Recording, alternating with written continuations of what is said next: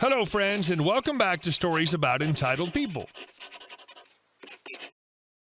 In the first story, we tell you how the awful boss got what he deserved for his dirty deeds. But before we begin, don't forget to subscribe to our channel if you're new here and turn on notifications so you don't miss a new video every single day. Here we go. I put my abusive, cheating boss in his place. I used to be the top manager of a really large local restaurant. My boss, the owner, was a total D-bag. He would talk to me very rudely and would appreciate the other guy in the same position as me a lot more. The two of them would always blame all the problems on me. Now I was making good money and I was really friendly with the staff here, so I put up with his rudeness for almost a full 5 years. About a year after I started working there, the owner pulls me aside and tells me he's opening 2 new locations. Great, I think. I'll be in charge of my own location and not have to deal with him. Nope, this douche literally hired a new guy to run the new location, and of course he gave his pal the other location, despite me working a lot harder than him. I was so PO'd because at this point, he's clearly singling me out for whatever reason. I confronted my boss about it one day, and he tells me I don't discipline the staff enough for imperfections. I told him that first of all, the staff do a great job and the restaurant runs smooth. And second of all, if I spoke to the staff like he spoke to me, they'd quit and no one would eat here. He gets super butthurt, puts me on a probationary period. A month later, I get fired for general poor performance in the workplace, which of course my boss refuses to elaborate on. I called the other location and my coworker who ran it said that between him and I, he's enjoying not being yelled at by the douche and he's sorry. I said it's whatever. I called the boss the next day and asked him if he could please elaborate on why I've been fired. He laughs at me and says, "Make me." And I said that I can't make him, but any moral or logic human being would tell me. He then dares me to do something. Okay, buddy, I'll sure do something. I do a quick search online, hoping to find an embarrassing photo of him or something that could embarrass him a little bit. What I found stunned me. I found that he, a married man with 3 kids, has been seeing numerous other women behind his wife's back. That might explain why he keeps seeing him with random women in his office. At this point, I didn't seek revenge. I wanted to tell his wife, who I felt super bad for, that her husband's being unfaithful to her. I got in contact with her. She was completely ruined because of this. She didn't want to hurt her kids, but she had trouble forgiving him, and 3 months later, she divorced him. At this point, his reputation is completely ruined because everyone around him knows that he's been seeing mistresses when he's married with kids. The best is coming up, though. The husband owns the house, but all their property is owned in both her and her ex-husband's name. I advise her to sue. The court awarded her the restaurant. My ex-coworker had a change of heart and was a lot kinder to the employees after this. Soon later, my ex-boss's ex-wife met her new husband. They got married soon after. He's a completely different man and treats her much better than her last. And is a great father to her kids. She's since had her 4th and 5th kids with him. They're very happy. My ex-boss, on the other hand, just disappeared. He sold the house and broke off contact with anyone who hadn't already disowned him. He appears to have moved out of state with a new identity. I hope he brought his 5 mistresses with him. I, on the other hand, took up investing as a job, and now I'm happily balancing my job with traveling the world. Me and my boss's ex-wife are now great friends, and I'm one of her kids' godfather. So there you have it. That's why you don't go behind your family's back, be a jerk to your employees, or dare your employee to get revenge on you. Because maybe he will, and it'll make you lose your reputation. Don't feel bad about it. He 100% deserved this for being such an evil scum. I have no sympathy for people who cheat. You don't love your family if you go behind their back like that. And our second story, the side door solution. Also, I'm older now and wouldn't advocate the consumer service model today, but I still think it's a funny, albeit quite dated encounter. When I was 13, I had a weird little paper route delivering a free weekly community newspaper. I was required to deliver to every house in my assigned neighborhood on Thursdays and then once a month go door to door to try to collect 50-cent donations from people for the delivery service. If I collected from 100 houses, I made my $50 collection target and earned $25. If I collected any more than $50, I could keep the overage.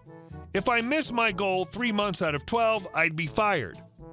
I usually went to almost every door on my route and kept up a good rapport with the people I visited, often chatting with those who wanted to talk or helping out with small tasks when the opportunity arose. Some people paid regularly, some just occasionally, and some almost never, but I was always polite and cheerful either way. A few times, people said they didn't really care for the paper and would give them a number they could call to request that it be stopped.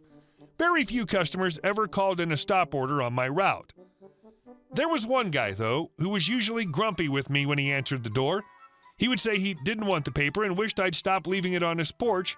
Then he often closed the door without another word. I managed to give him the delivery dispatch number several times, but I never got a stop order for him. One day, in a particularly bad mood, he lit into me. He said he didn't want my damn newspaper and certainly wasn't going to pay me for the privilege of picking it up off his lawn every week just so he could throw it in the trash. He said I should be charged with littering, not given handouts. I offered the number again, but he refused. I apologized for the inconvenience, gave him a cheerful goodnight, and went on my way. Honestly, I thought that his comments were pretty witty.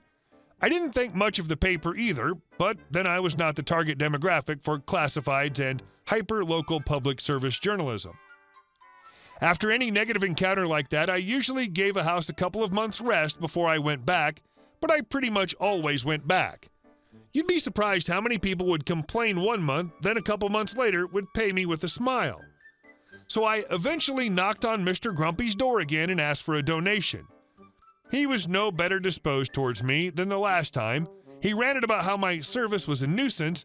Then he said, I would pay you twice the price if you'd just stop leaving your useless paper here. Okay, I said, you got a deal. And for the next month, I skipped his house every week, then I went back to collect. Hi, Mr. Grumpy, I'm Dustin Wind. I'm collecting for the paper. What are you talking about? I haven't received that paper here for weeks. Yes, sir, I said. You told me you'd pay me to stop delivering it, and that's what I did. Actually, you said you'd pay me double, but you don't need to do that. It's just 50 cents. He looked at me like I'd nonchalantly whipped it out and started peeing on his hydrangea bushes. Are you kidding me? Do I look stupid? I'm not going to pay you for doing nothing. Get the hell out of here. Now, as it happened, Mr. Grumpy lived on a corner and his house had a door facing both cross streets, i.e. a front door and a side door. For the next several weeks, I left a paper every Thursday on both doorsteps. After 2 months, I went back to collect again. When he came to the door, somewhat to my surprise, he didn't seem to recognize me. Hi, Mr. Grumpy, I'm Dustin Wind. I'm collecting for the paper. I don't know what kind of operation you people have going, but I've been getting 2 of those damn papers every week. Look, this is my front door. That door around the corner, that's my door too. I don't need 2 papers. I looked at him blankly for a long moment. Then he laughed, called me a little crap, and asked, how much is it? He stuck his hand in his pocket, pulled out 50 cents, and handed it to me. After that, he never said another word about not wanting the paper, and more often than not, he paid me. And our last story. So, executive jobs are more important than mine, even if I am the one who makes this thing go? Okay. My dad worked in a company doing some engineering work. I'm not going to specify what for obvious reasons. The thing is that he arrived there several years ago, and since he's very good at his work, rapidly knew how everything works there. Where is everything, what you should do, etc. In the recent years, this industry here has been in a steep decline, so a lot of firing has been going on in the last 3 to 4 years, until the closing is inevitable. But as some of you know, environmental regulation on closing industries can last for even years, applying impact mitigation. So my dad stood there more time than he thought because information is power. During the closing process, a lot of inefficient managers and executives had passed by the company because no one knows anything except my dad. But as you may know, it's more important to save money keeping this people rather than really useful people. So my dad got fired.